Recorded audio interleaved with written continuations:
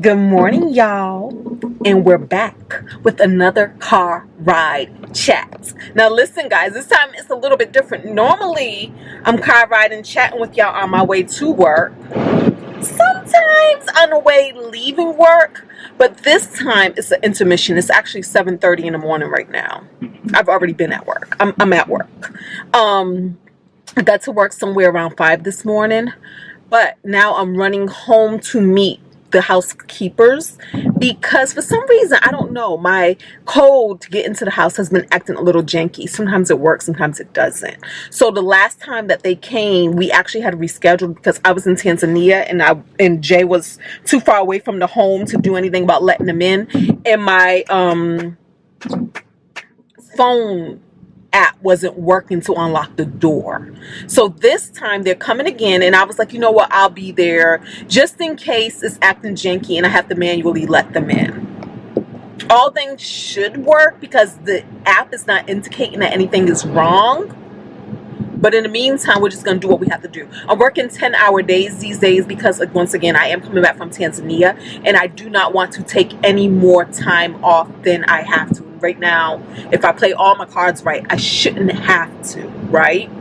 So that's what's happening. So that was the inspiration for me to get to work early because the cleaners are coming around between 8 and 8:30. And normally I can just kind of stay home and go in later. But I was like, you know what? I can get in a couple of hours, 2 to 3 hours before they even get here, and then leave, let them in, and then get back to work. So that's the plan. But that's not what this video is about. This video is about, you know, the fact that we ask for things. We ask God for things. We ask the universe for things, right? We ask. We put a desire out there. And then sometimes we sit back and we say, but where's my stuff? Why isn't it here yet? This video is about learning to not just know how to ask for things. We're not even going to talk about how to ask, but not just asking for things, but also recognizing when God set that thing up for you, when he did deliver upon his promise, but you did not recognize it. I have a story. This happened to me. So let me tell you the story. Basically, about a few years ago, 1 to 2 years ago, when I learned that the Olympics was going to be in Paris, I set out the desire that I wanted to go. Because you know, I keep a desire going. It's my claim to fame. I love having desires. But I learned some lessons behind all of this. So one of the lessons is this. You can have a desire, but what good is it if you don't know how to recognize when that thing has been delivered or is in the process of being delivered to you? What good is it? Because sometimes we ask for something and then our mind, we make up how that thing is going to look or how it should look. But what happens when God puts together a plan to get it to you in a way that's easy, in a way that's doable, but because it wasn't what you had in your imagination, you don't even know how to recognize it, right? Because you in your own way. The other thing about this is what happens, because this happens to us a lot. What happens when you put a desire out there, you speak a thing, right? However, you're also speaking other things in other areas of your life that are in direct contradiction to what you're asking for. Let me paint the picture. Let me give you the story. So, again, about 1 to 2 years ago, when I knew that the Olympics was going to be in Paris, I was like, oh, I really want to go. I am in love with track and field. More so than gymnastics. I'm really into track and field. That's my jam, right? Not that I run, but I love watching the track and field events. So my desire was to go there and witness track and field, go to track and field things, right? So then at some point, the schedule came out and the tickets came out for the Olympics where you could go and buy it. So I went to the website and I was like, oh, because it was expensive. And I was like, I wasn't all that inspired to pay those prices to go to the games. So I kind of let that desire fall to the back burner, meaning I didn't take action to make the thing a reality. Because what I would normally do to make the thing a reality is I would start planning the vacation. I would start looking at tickets to take a flight there. I would start booking hotels. I would start all of that stuff. And then maybe figure out the games and buying tickets for the games after the fact. But when I saw the tickets, it just kind of like was like, girl, bye. Ain't nobody trying to pay all that. So I let it go. And that's that. Now, fast forward to this year, the year of the Olympics. You know, I keep vacation ideas going. So one of the ideas was to go to Tanzania, but wasn't sure if that was going to work out. At the last minute, meaning 4 weeks before the trip, it worked out. Suddenly everything fell into place because we did put that on our vision board, on our gratitude list, all of that, to make it so that the impossible could happen and we can go to Tanzania. Well, the impossible happened. So once I realized that, oh my goodness, look at all of this stuff that fell into place at the last minute. Obviously, it's meant for us to go to Tanzania. I'm going to make it happen one way or another. The trip to Tanzania was only $2,057, right? That did not include the plane ticket. I looked at my points. I had enough points to cover my plane ticket. I had enough points to get me on the same flight going to Tanzania with the group. Boom, booked it. But then when I looked at the points coming back on the same flight that they were coming back, I didn't like the number for the points. I was like, I'm gonna wait a few days, because it wasn't a Tuesday and it wasn't a Wednesday. And a lot of people who travel, they will tell you that usually airline tickets are lowest on Tuesday and Wednesday. I think I looked this up on a Friday. So I said, you know what? I'm going to check back every day. And on a Tuesday or Wednesday, wherever the prices are, that's when I will just go ahead and book my flight using points. So Tuesday, Wednesday came. And when I looked, the flight that I wanted, coming back on the same flight as the group, it was gone. It wasn't even there. Because the thing about points is, it's not that the flight is sold out. What it is that the amount of seats that they set aside for a particular credit card point system, those are now gone, right? It's almost like booking hotels. Like sometimes when you go to booking.com, it doesn't mean that the hotel is booked out. It means that the rooms that they set aside at that rate are gone. That's what that means. So not to say I couldn't get on that same flight. I could have, but I would have paid more money. Nobody wanted to do that. So I decided to book a flight that was like around the time that the group was leaving, but fell within the points that I wanted to pay. And when I looked at it, because I decided I would be traveling back by myself, I decided I wanted to go to airports that I were more familiar with, right? And those airports for me were more airports that were situated, that had layovers in Europe, because it was going to be a layover situation. However, I have been telling myself a story, and we're going to change the story.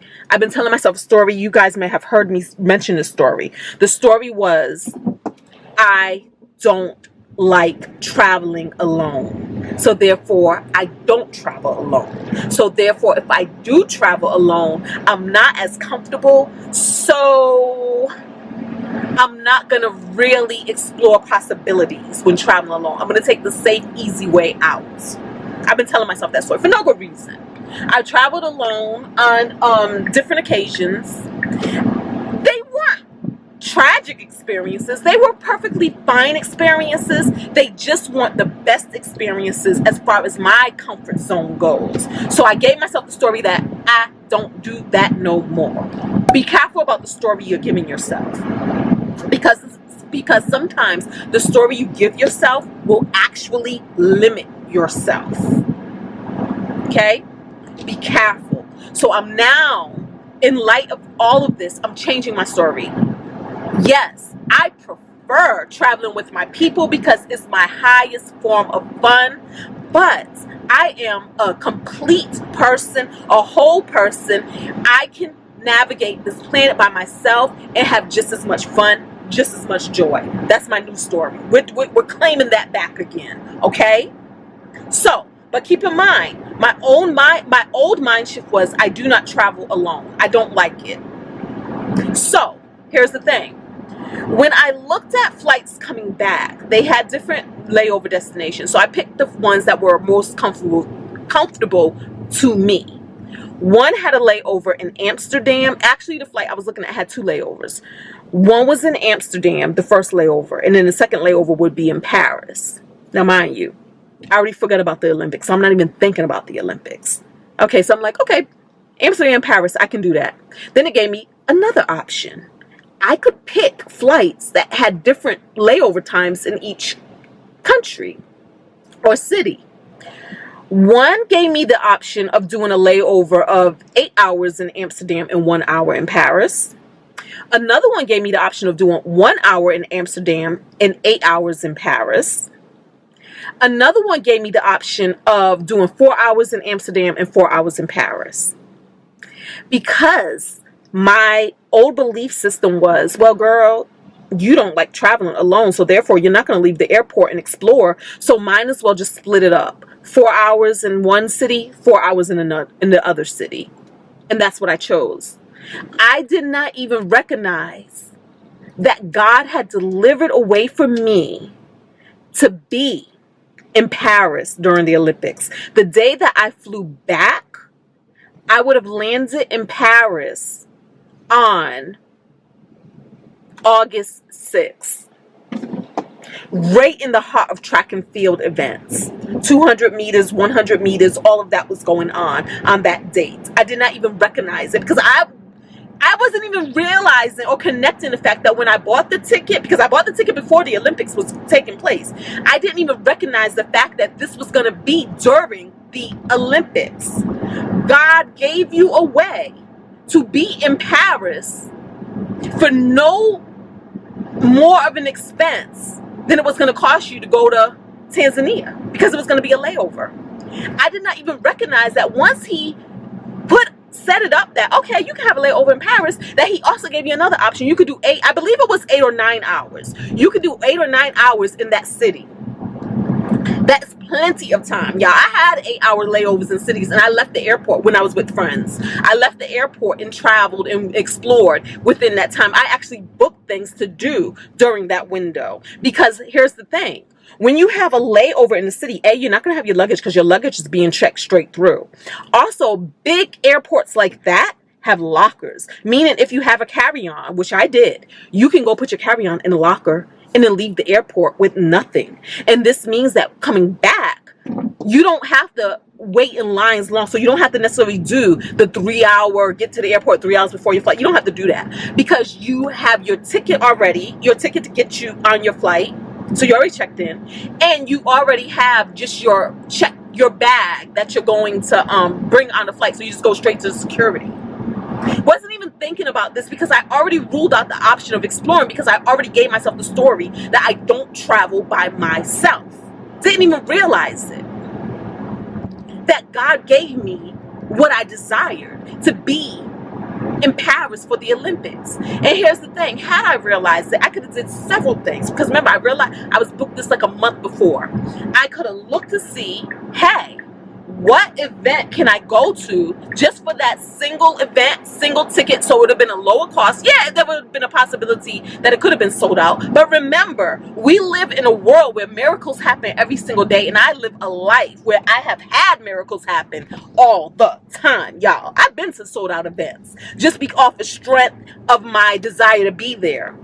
The strength of, oh, I really wish I can go there. One time I went to an event where Toni Morrison was being honored, and it was only like, it was less than 75 people at this event, and I was like, I'm going. And I would say that to anybody who met me. I was in New York. Anybody who met me, I'm going. And one guy I said this to, he was like, well, do you have a ticket? I was like, I don't. And he was like, you know what? I have extra ticket because my wife don't want to go. And I called his wife. She was like, yeah, you can have my ticket. And I ended up just having to use her name to get the ticket. And I ended up at that event. So I have lived a life where the impossible, what seems to be the impossible, became very possible for me. But you got to recognize your thing. And you have to know what's yours is yours. And you have to walk in that energy. I could have been in Paris for 8 or 9 hours during the events that I really wanted to see. I wouldn't have had to pay lodging for it. I didn't have to pay for an airline ticket to get there. And all I would have had to do was just pay for the event. Even if the event was sold out, I could have had the great adventure of leaving the airport, going to a sports bar in Paris, and watching the events live on TV with local Parisians, with local, it could have been other Americans, anybody. I could have had that experience, but I did not recognize the opportunity. And so that is the moral of this story, guys. Pray, pray, pray. Keep a desire on your tongue. It costs nothing to dream. It ain't even about being let down. Oh man, it didn't come true. You shouldn't be that attached. You shouldn't be that attached.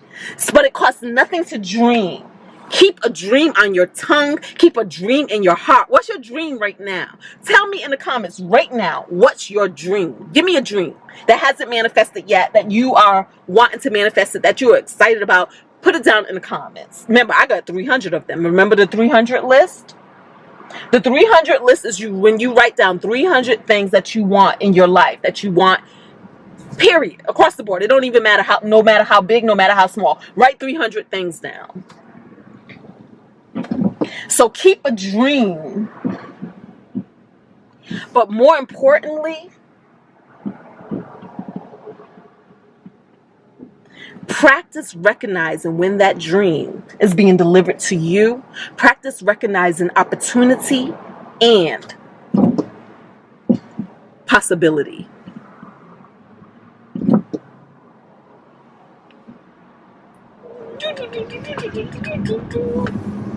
That, my friends, is today's chat. Thank you so much for being here. Don't forget to thumbs up. Talk to me down there. Tell me about them dreams. Tell me about your dreams. And subscribe. Subscribe if you are not already subscribed to this wonderful channel, if I say so myself, and I do. And build with us. Build with us. We are accountability partners. We are dreaming partners. We are people who manifest what we talk about. And we're going to keep in check what we're talking about. I am so comfortable on this planet, period. No matter who I'm with. Whether I'm with myself or whether I'm with my loved ones, others, or people I just met along the way. We are good and we are having fun together. We're in this together. All right. Talk to y'all in the next video. Peace.